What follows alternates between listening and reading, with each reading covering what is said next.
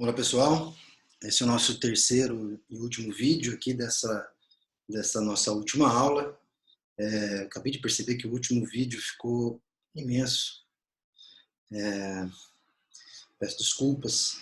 A nossa referência em geral quando a gente recebeu o nosso treinamento é de que os vídeos ficassem com um tamanho de 20 a 40 minutos no máximo, né? E se possível entre 10 e 20 minutos. Estourei muito isso. Na verdade, eu cheguei no limite final. Enfim, peço perdão, sei que é monótono pra caramba e que é difícil assistir, né? Mas, ao mesmo tempo, sei também que a interlocução com essas aulas aqui é a única referência que vocês têm para dialogar com esse conteúdo, não tem bibliografia sintética sobre isso, então, enfim, tem uns prós e contras aí. Primeiro vocês podem ir parando e assistindo aos poucos, se for o caso. Pretendo ser mais rápido nesse. O Estado, portanto, a gente viu ali basicamente questão de receitas e orçamento, como gasta, como recebe, enfim, etc. Aqui a gente vai olhar como o Estado interfere na atividade econômica. Obviamente o gasto é uma das formas de interferência, né? E agora que a gente fecha esse ciclo, né, de entender gasto, consumo das famílias, investimento, etc., a gente pode olhar para a política econômica, né, o que é a política econômica, portanto, quais as formas que o Estado pode intervir, né, ou planejar, associar, coordenar as atividades econômicas, com maior ou menor presença no setor produtivo mesmo, né, oferecendo produtos e serviços. Tá? Então, a mais explícita, talvez, de todas é o controle da inflação.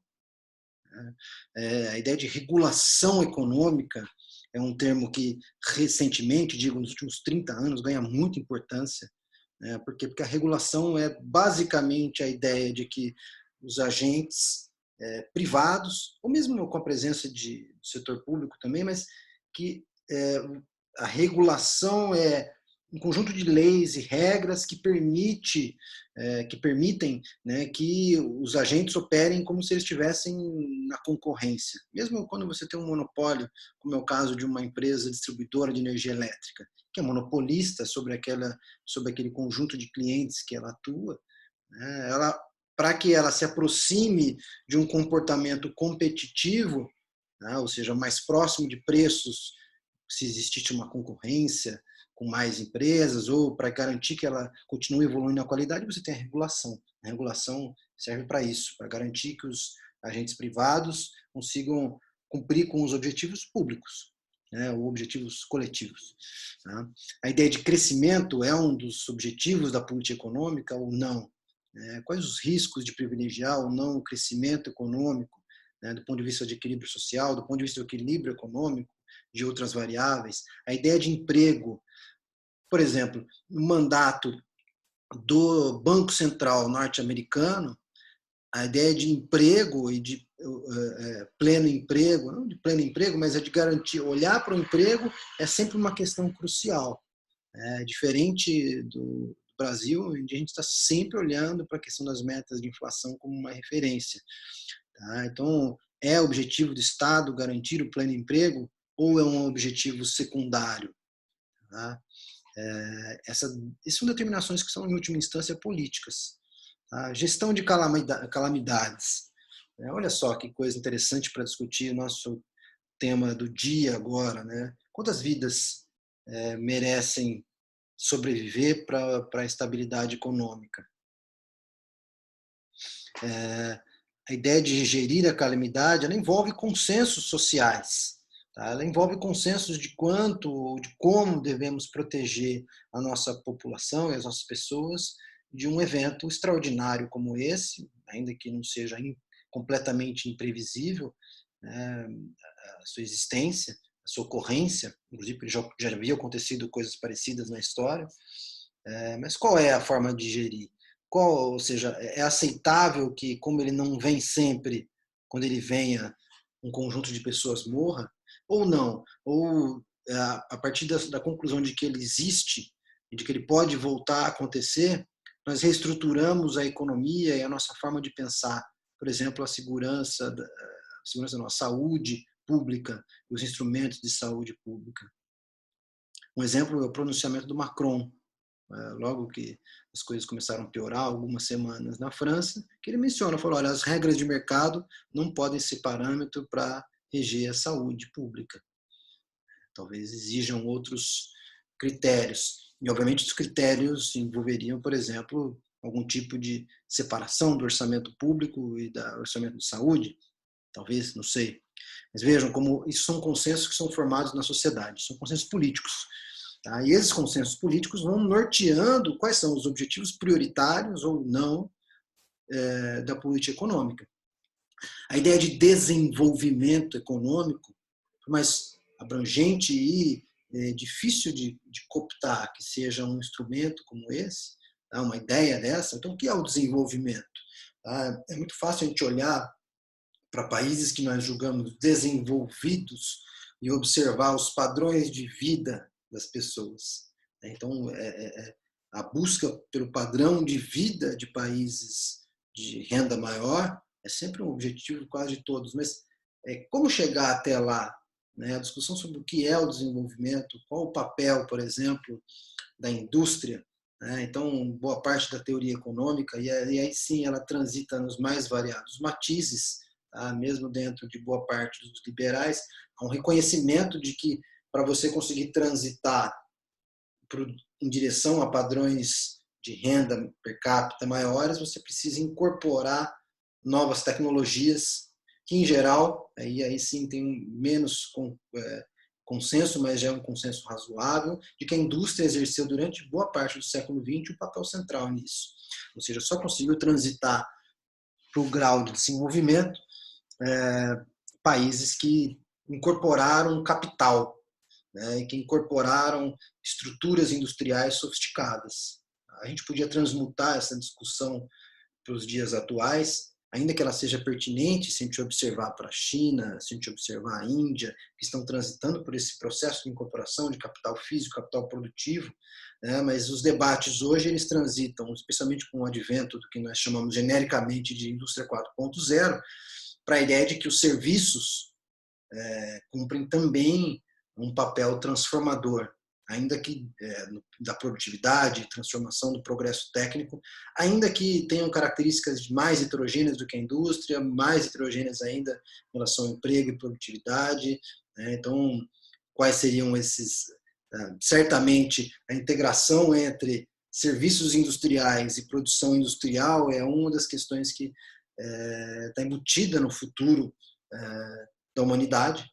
Isso é inegável, isso é inequívoco, me parece que essa mudança de modelos de negócio é inequívoca para o médio prazo, e certamente o desenvolvimento passa por isso. Estou dizendo isso por quê? Porque, na verdade, esse consenso, isso que eu estou dizendo aqui, que me parece inequívoco, não é um consenso ainda na literatura, ainda que ele apareça em vários artigos, ainda que exista essa discussão, e certamente ele ainda não é consensual na execução de políticas públicas. Você não tem ainda um padrão global de ação sobre esses temas, ainda que Estados Unidos, China, Alemanha, Coreia, todos eles avançaram com políticas muito claras.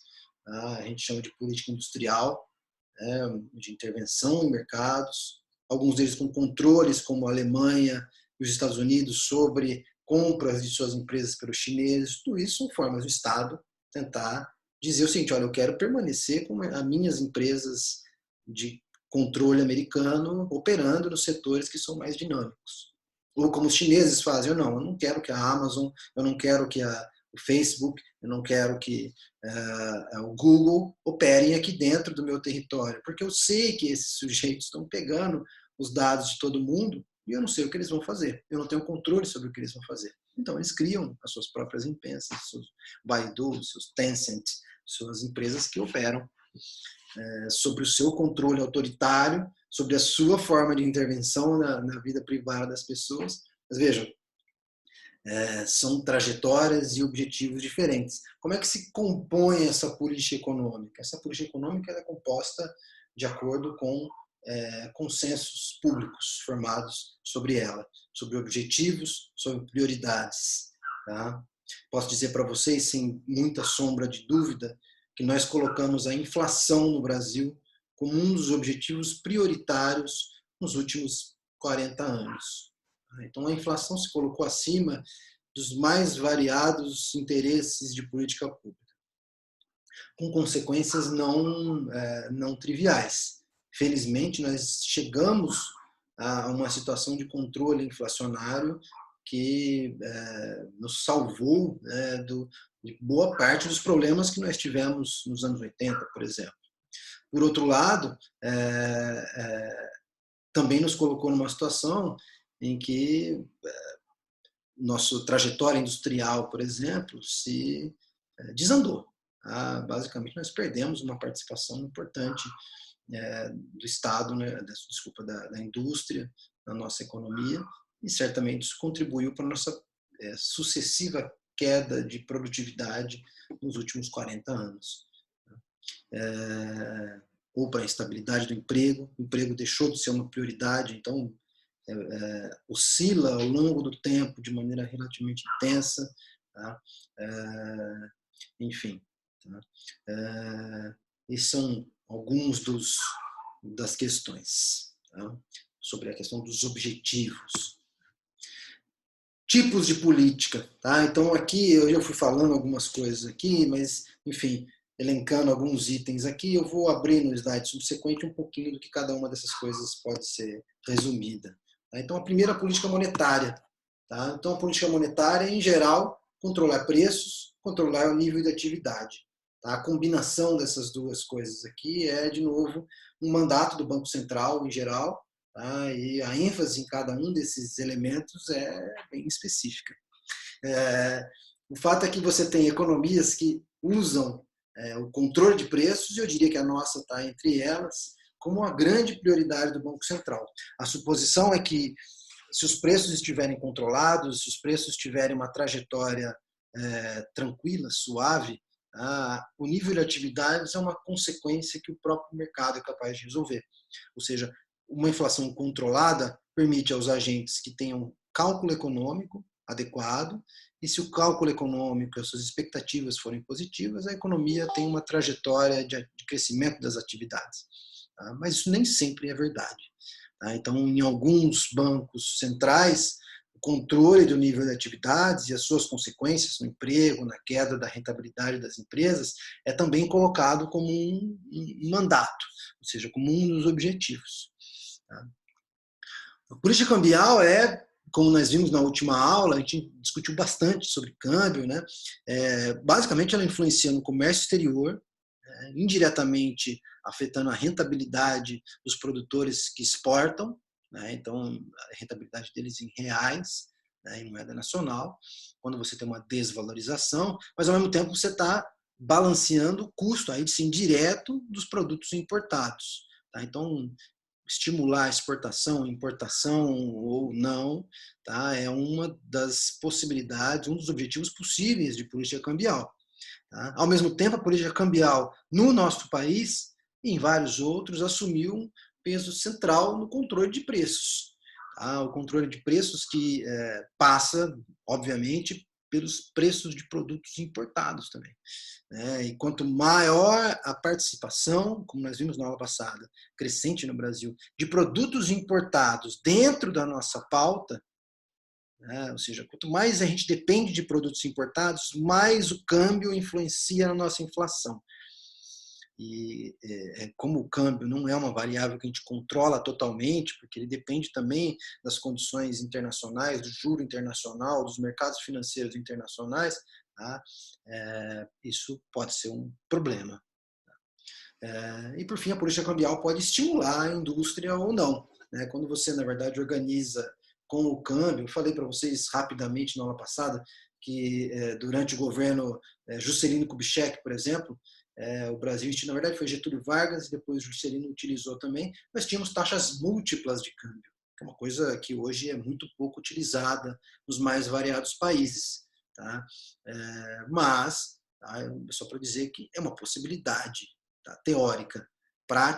Na prática, a execução disso envolve, por exemplo, a centralização cambial, ou seja, você teria que colocar o Estado como único negociador comprador ou vendedor de moeda estrangeira, ou seja, os agentes privados não poderiam negociar entre si, eles precisariam negociar com o Estado direto. E isso, obviamente, é um limite às operações privadas, obviamente é combatida de maneira bastante intensa pelos agentes privados que operam com moeda, tanto os que se protegem de variações cambiais, como hedge e outros instrumentos, quanto aqueles que especulam para ganhar com as variações. Especulam não no sentido necessariamente pejorativo, né, mas que operam ganhos financeiros na compra e venda de moeda estrangeira. Não são meros intermediários, tá? Não estou falando aqui de casas de câmbio que compram dólar e que fazem as negociações de dólar. Estou dizendo aqui de agentes que estão observando as variações de preço no mercado cambial para obter ganhos com a compra e venda de moeda. A política tributária e fiscal, né, controla o nível de atividade. A gente conversou um pouquinho na última aula, então não vou me aprofundar muito aqui, né, mas a ideia de distribuição de renda, a gente discutiu sobre progressividade, regressividade, a ideia de estimular a indústria, né, você usar, ou desestimular, a gente falou do cigarro na última aula, né, o uso do tributo em cima do cigarro, ele tem um desestímulo, não só à produção de cigarros, que vem caindo, mas também ao consumo, né? Portanto, os tributos podem ajudar a estimular o nível de atividades, estimular determinados setores industriais, que você dá isenções. Tá? Então, o governo, nos últimos anos, utilizou muito isenções sobre folha, ou isenções específicas sobre o setor automobilístico, sobre o setor de eletrodomésticos. Tá? Então, você tinha a Lei do Bem, que foi chamada Lei do Bem, né? Que foi estímulos fiscais para o setor de bens de capital, portanto, para o estímulo ao investimento. Tá? Então, obviamente, a política tributária é um dos mecanismos que você pode estimular, né, a atividade econômica. Por outro lado, né, como nós vimos também em uma dessas aulas aqui, não necessariamente a isenção de impostos vira atividade econômica. Ela pode simplesmente, se o produtor não mexe nos seus preços, pode virar simplesmente uma margem aumentada de lucro, uma distribuição de dividendos, tá? E que não necessariamente rebate no nível de atividades. Tá? Então, certamente, digo isso porque existem alguns consensos, ou que são vendidos como consensos, eu prefiro assim, tá? De que, olha, se você tirar os impostos, a economia tem um crescimento. Tá? Certamente, isso não é uma questão que é simples. Tá? Ao mesmo tempo, a ideia de que o gasto o público é prejudicial também não necessariamente o é. Então, assim, a gente precisa matizar. O uso, tá, dos instrumentos fiscais, tributários, ele é uma ciência, mas ao mesmo tempo ele é vulnerável a próprias respostas dos agentes, aos contextos econômicos, aos contextos institucionais e políticos. Tá? Nem sempre uma mesma medida resulta no mesmo resultado, tá? Em períodos diferentes, em lugares diferentes. A política de renda, distribuição de renda, o assistencialismo. Né? A ideia aqui é, ao mesmo tempo, você gerar algum tipo de condições de igualdade, tá? Mas, ao mesmo tempo, garantir que os efeitos, em geral, a coisa de política de rendas é isso, o funcionamento livre da atividade econômica não tem sido suficiente para garantir estabilidade ou para garantir justiça social. E aí a política de rendas entra de maneira compensatória a esse processo. Aí também esse é um outro termo que aparece muito, política compensatória. Então você atinge um determinado grupo desfavorecido. Veja, não necessariamente você precisa fazer focalizado isso, que é uma das coisas que ao longo dos anos 90 avançou muito e é o que dá base, por exemplo, para um programa como Bolsa Família. Tá? Uma das discussões que aparece agora, de novo, e certamente vai aparecer, como a gente falou na aula passada, digo, a nossa última aula presencial, aparecer muito nos próximos anos é a política de renda mínima universal. Essa não é uma política focalizada. Tá? Não importa se você é rico, milionário ou multrabilionário, você vai ganhar aquele valor também, como todos outros cidadãos. Tá? Qual a função disso? Tá? Como eu disse para vocês, é lidar, eventualmente, primeiro, não só como o Suplicy gosta de enfatizar, né, que é uma renda básica de cidadania, para garantir que todos tenham o mínimo de condições de sobrevivência para poder se tornar cidadãos. Essa é a ideia do livro do Suplicy, que ele sempre anda embaixo do braço.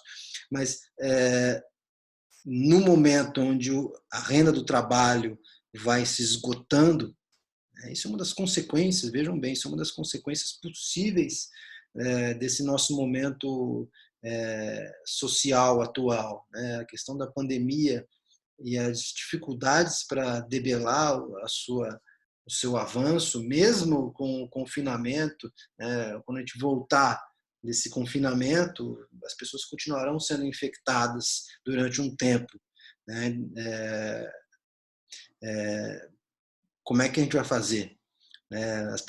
As empresas vão tentar o máximo possível de digitalização, e isso obviamente vai moer uma parte importante dos empregos diretos, que vão ser substituídos por máquinas, por venda digital, por controles digitais, portanto as empresas de software e de soluções digitais vão crescer, mas também vai ter uma série de empregos indiretos que indiretamente serão afetados, como eu falei nas aulas, na sessão, trecho anterior dessa aula de hoje. As pessoas que na vida comum, urbana, pequenos vendedores, pequenos comércios de rua, que vão ter a sua demanda abaixada. Tá? Então, temos aí um desafio de pensar a política de rendas. Tá? E, por fim, a política de desenvolvimento produtivo e comércio exterior. Isso eu já falei um pouquinho na etapa anterior, mas, basicamente, política de desenvolvimento produtivo é uma política de avanço em direção a setores de maior produtividade, maior grau tecnológico e, portanto, maior dinamismo econômico. São setores que têm a capacidade de garantir que a tua economia tenha um vigor, uma robustez e uma projeção de crescimento contínua. Se você é uma economia que tem setores que são portadores de futuro, certamente eles continuarão crescendo ao longo do tempo. E certamente eles se associam com outros setores. Por exemplo, como eu falei aqui, empresas de soluções digitais, certamente são empresas que têm futuro possível e certamente gerarão soluções que geram produtividade em outros setores também. Então, fazer políticas de desenvolvimento para esse setor é uma coisa que, obviamente, uma boa parte dos países do mundo tem feito. A gente também tem as nossas, e certamente é uma questão positiva.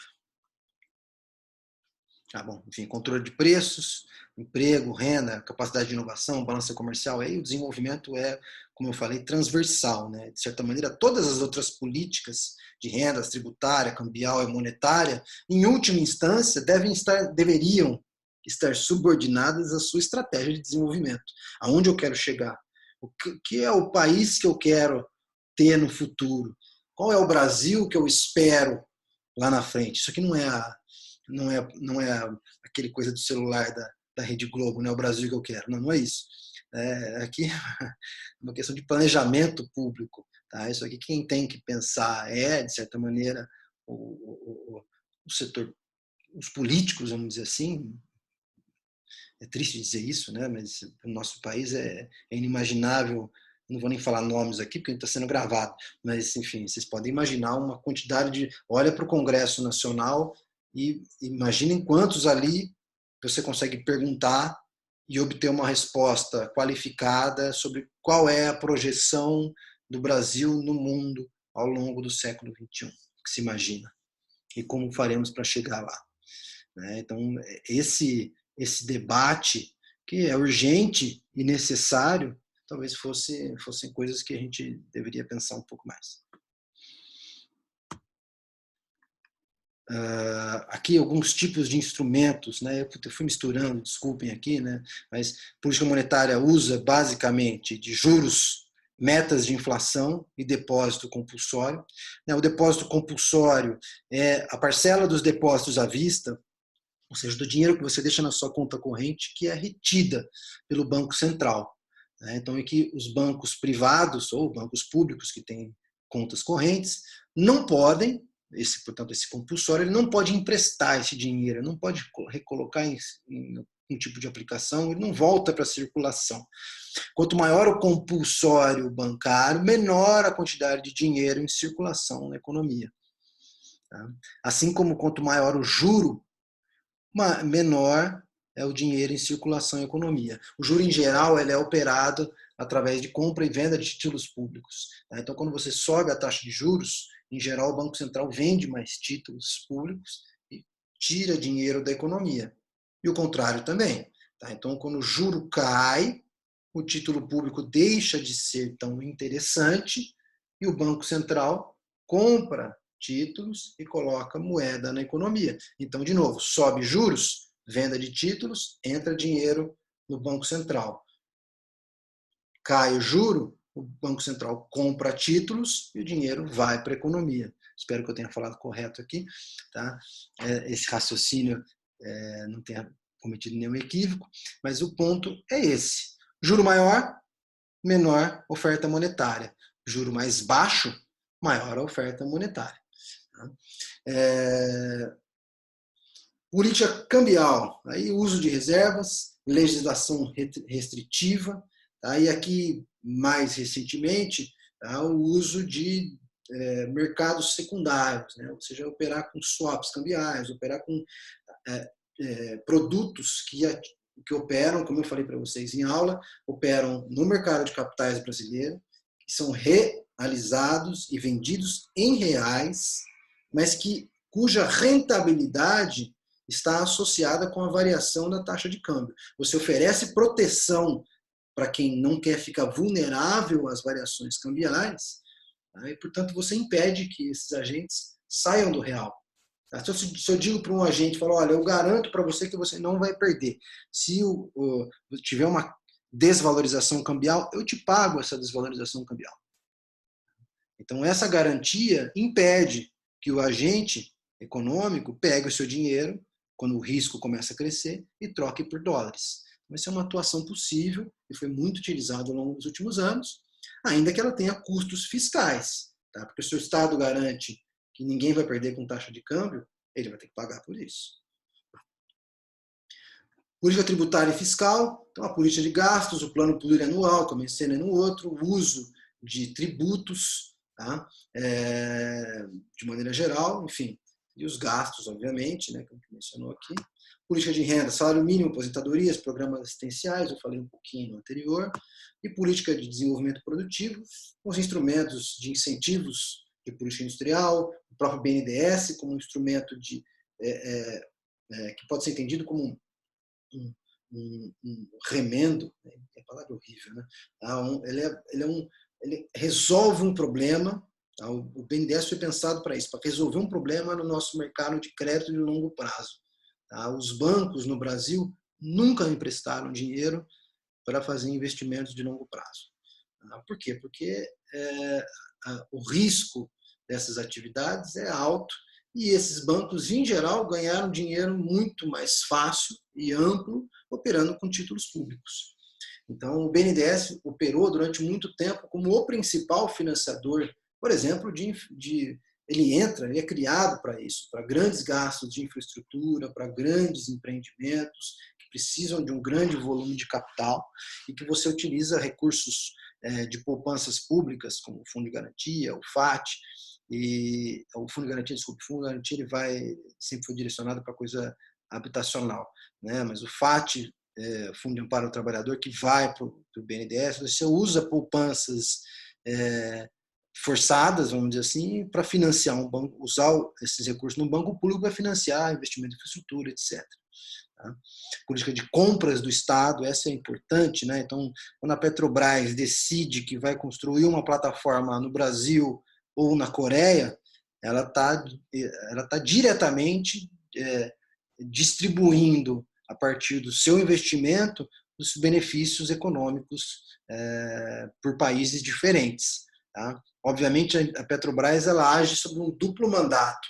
Ela tem um mandato, por um lado, de controle da sua atividade, um mandato produtivo, então ela não vai simplesmente sair gastando, não deveria sair gastando dinheiro com qualquer coisa, simplesmente porque é brasileiro.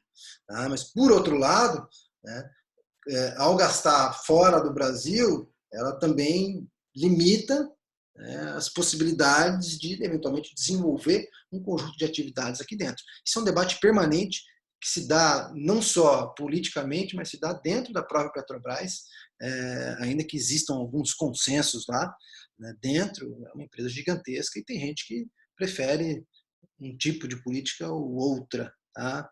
Mas, enfim, eu estou falando aqui de uma estatal e que o governo pode fazer isso com os seus hospitais públicos e a compra de remédios. O governo brasileiro é um dos maiores, se não for o maior, comprador de remédios do mundo. Então, quais remédios nós vamos comprar? De onde nós vamos comprar? Esses remédios são produzidos no Brasil? Se eles forem produzidos no Brasil, quais os ganhos que a gente pode ter com isso? Ou seja, usar a política de compras é uma política, é um instrumento importante de desenvolvimento. Isso quem inventou, eu estou citando exemplos brasileiros, mas quem inventou não foi o Brasil. Os americanos sempre fizeram isso com o seu gasto industrial. Eu já falei isso, seu gasto militar, eu já falei isso em aulas anteriores para vocês. E as barreiras comerciais, talvez as políticas mais tradicionais aí, né, de proteção da indústria nacional, né, mas que cada vez mais se tornam difíceis de se tornarem um instrumento efetivo, porque a forma como os setores produtivos se integram globalmente, em geral, faz com que as barreiras sejam, às vezes, um problema. Não necessariamente o livre comércio é a melhor solução, mas existe um balanço difícil em que você tem que sempre arbitrar o que é possível ser produzido aqui dentro e o que talvez não seja possível. Tá? O que não é possível de ser produzido aqui dentro, né, nunca deve ser objeto de barreira, porque senão você está criando basicamente um custo para a sua atividade interna, seja ele o consumo final, seja ele uma atividade produtiva. Por outro lado, se existe a possibilidade de produzir aqui dentro com algum grau de competitividade e eficiência, nem que seja no longo prazo, essa barreira se torna eventualmente válida. Obviamente, se ela for comandada, coordenada, junto com outros instrumentos de desenvolvimento dessa capacidade de produção. Vejam como o desenvolvimento é sempre uma variável difícil de se definir e de se aprimorar, mas sem ela, certamente, sem esse objetivo de longo prazo, é como você ter um navio navegando em mar aberto sem bússola. Tá? Você não tem minimamente nenhuma tentativa de nada, você simplesmente conta com a sorte de a maré te levar para o seu destino. Eu vou encerrar esse vídeo aqui, porque ele já ficou um pouco longo, e na próxima sessãozinha aqui nós vamos discutir alguns dados aqui sobre gasto público no Brasil e tributação, etc. Vou dar uma interrompida aqui. Já volto.